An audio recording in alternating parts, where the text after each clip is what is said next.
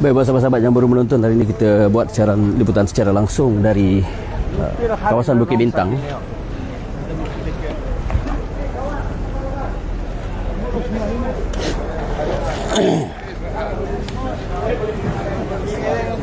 Kedai ni tengok mak, difikir dia langsung datang kedai ni, saya percaya. KPDN pun dia datang. Ini bukti kita tunjukkan.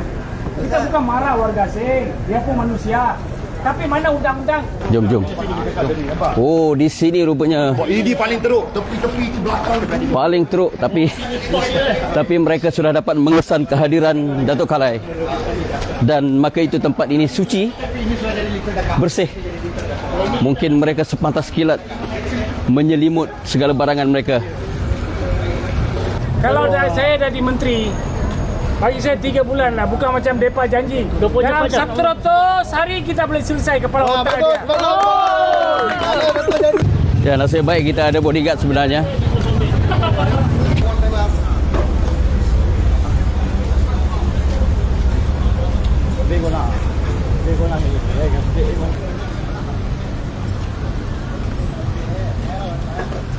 Mudah-mudahan bagi ruang yang begitu besar. Mana kerja kawan? Oh, sorry. Saya kerja pavilion. Di sini, family lokal. Oh, bagus. Salah. Datuk. Ya. Baru sampai sudah pandai cakap bahasa Melayu. Dia sudah pandai. Saya percaya harga-harga tidak ditetapkan. Harga langsung tidak ditetapkan. Mana harga? Mana kita tengok harga? Dia punya senarai harga tidak ada langsung. Kalau kita masuk restoran, benar itu. Harga barang tidak ada. Wah. Suara tak jelas. Aduh. Jadi kalau datang angka tak cukup bayar. Kalau datang angka tak cukup bayar. Kita datang cukup angka. Ya. Baik, sahabat. Kalau suara di TikTok tak berapa jelas, mohon maaf. Hari ini saya buat liputan di kawasan Jalan Berangan, Bukit Bintang, Kuala Lumpur.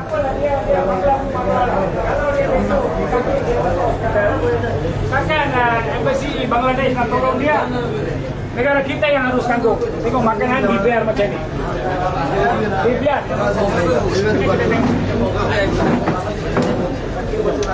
Tengok harga-harga di catering. Semua tidak ada harga. Semua tidak mempunyai harga. Sayur-sayur yang letak di sini. Dia tidak ada harga langsung.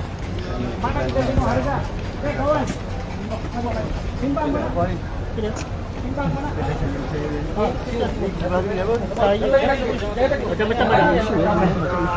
Macam-macam isu rupanya di Bukit Bintang. Apa khabar?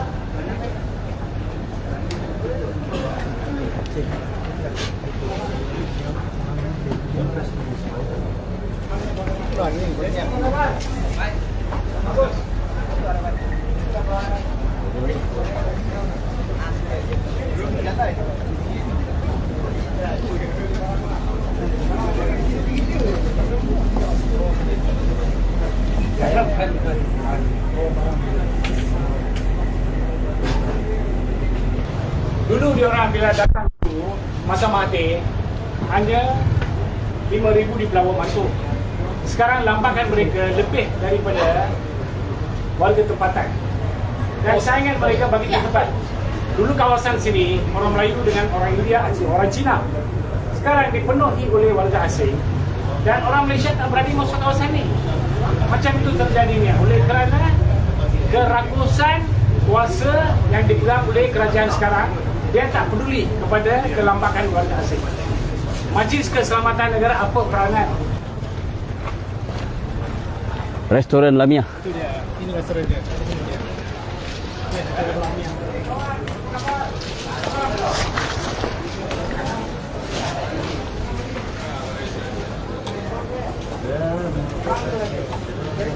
Okey kah suara? Suara okey. Chinese okey, tapi you jadi cashier macam mana? Tengok inilah cara mereka Semua lari ah? menipu kerajaan kita. Kawan kita saya tak marah, nama apa? Muhammadullah. Dia jadi cashier di kedai ini. Kedai perniagaan dijalankan oleh Bangladesh. Tapi bila kita tanya, dia kata orang Cina. Mana Cina tu kita tahu lah. Dia jual gas mah. Boleh tengok dalam. Boleh ya? Kedai Cina mana ada gambarnya? Gambar. Ya. Inspektor Kesihatan langsung masuk kawasan ini semua. Ini semua okey dia. Siapa kita tahu, kita lah bagi tahu. Warga asing.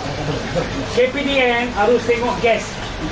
Bolehkah kedai dia pakai gas macam ni? Dia jual. Tengok tempat masakan semua. Bagi tu titik. Kita bukan musuh kepada pegawai kerajaan daripada immigration, custom, KPDN. Kita hanya bekerja sama dengan mereka. You tak buat kerja, biarlah kita buat. Sebagai rakyat Malaysia yang junjung duli yang maha mulia Seri Paduka Baginda, saya setia kepada negara saya. Di mana saya lahir, saya mati pun sini juga. Maka oleh kerana you tidak tonjol, saya tonjolkan kepada anda. Ha? Kawan, you mana lagi? Beras ada begitu banyak. Ha? Adakah beras dia mempunyai lesen, runcit atau burung dia dapatkan? Dia tidak ada, dia jual. Apa khabar kawan-kawan?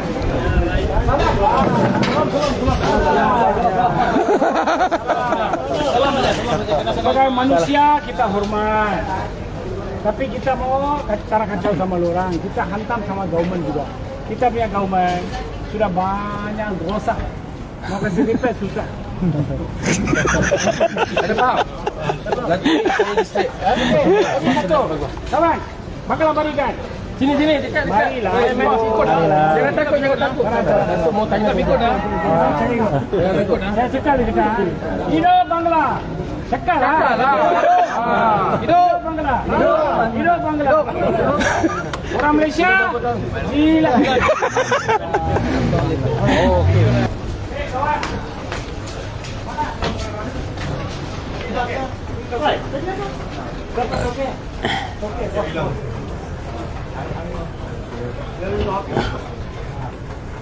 What name?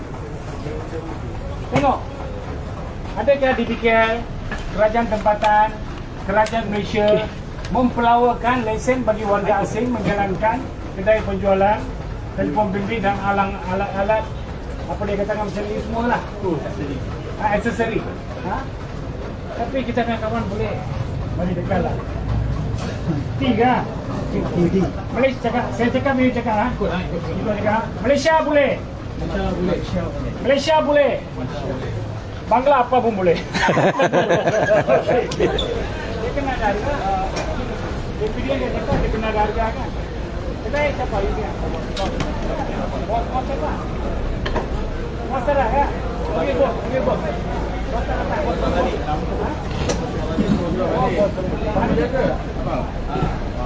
Ini semua keluar yang Melayu. Dia tahu kalau ujung sana kita datang. Dia punya Ricky dia banyak kuat. Dia akan bagi tahu tonton lah dia. Dia tonton, dia cakap ada terja. Dia akan adakan satu orang Malaysia di duduk sini, dia cakap bos tak ada. Takkan satu Malaysia bos tak ada bila kita terja. Wayang kuat, lagi kuat daripada filem Tamil. Bollywood kah, Mollywood kah, semua pun kalah. Satu Malaysia dia kapi dia lah, saya bagi tahu. Dia turun dia cakap, ini berapa harga? Kenapa tidak ada harga? Saman dia rampas barang. Ini kedai Bangla dia jual macam-macam. Mana pergi KPDN? Kalau kita tunding, you kata kita action pula. Ini bukan action, kita nak tunjulkan. Betul tak okey? Marilah. Kawan. Marilah mau kawan. Marilah mau kawan. Mau kenal atau mau kenal? Nama. Rasul Ahmed. Muhammad Rasul Ahmed. Muhammad Rasulullah. Rasul Ahmed. Rasul Ahmad. Bagus sedap lama. Kita lagi Isyak. Sudah lama duduk Malaysia berapa lama? 10 tahun. 10 tahun hebat tau. Di kawasan Bukit Bintang. Di sini kita percaya bahawa ada pelacuran bermaharaja gila. Kedai runcit bermaharaja gila.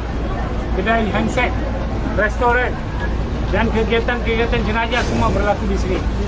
Ada setengah orang bila kita terja dia katakan kalau tidak ada pelacuran lebih banyak kes jenayah perogolanan akan berlaku. Dalam logik kita boleh terima sedikit. Tapi negara ini ada undang-undang. Di negara luar, di Singapura ada pelacuran.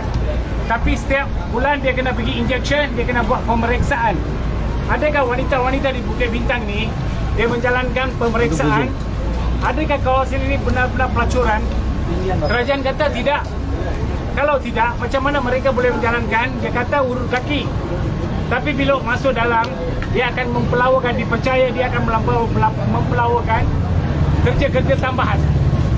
Maka DPKL, Immigration, Majlis Keselamatan Dalam Negara, dia harus pantau ni semua. Jangkitan AIDS, jangkitan HIV, semua COVID, semua punca dia kerana kelalaian yang saya percaya yang tidak dipantau oleh kerajaan negara Malaysia. So kami bukan menentang kerajaan atau menentang mana-mana pihak. Sepatutnya ahli parlimen, ahli Dewan Perundangan Negeri, PO, PBT, Majlis Daerah, YBT harus bertanggungjawab. Aku janji mereka mempunyai gaji yang cukup lumayan. Tepuk dada, tanyalah selera, adakah anda menerima gaji? Di mana saya telah katakan, di mana-mana masjid dia, sembayanglah sebelum anda disembayangkan. Pernahkah bila anda bersembayang, tak kira apa agama lah, bila sembayang anda menjawab kerajaan, Ini mikrofon tu. adakah kau memain peranan Tutup. penting? Ini kita terang-terang tengok. Kalau dia ada permit yang sah, kalau dia tidak menjalankan pelacuran, kenapa dia lari? Terang-terang. Maka kesimpulan hari ini kita buat supaya perkara ini dibawa ke Majlis Keselamatan Dalam Negeri dan juga Menteri KDN Saifudin Nasution, Menteri Kesihatan Dr. Zul dan Menteri Wilayah dan juga seluruh anggota Ketua Pembangkang Datuk Hamzah. Saya mohon anda bersuaralah hal-hal ini. Jangan tunggu sampai PRU 16 baru nak bicara hal ni. Tunggu lambat. Kamu harus bersuara sekarang. Daripada perikatan ke, daripada kerajaan madani ke, kita rakyat Malaysia kita bersatu untuk menangkis, mencantas lambakan warga asing di negara kita tanpa izin. Sebelum ni kita tak jumpa warga asing yang menggaji orang tempatan pula. Sekarang tengok, warga asing menggaji orang tempatan, jadi kuli kepada dia. Inilah sudah terbalik.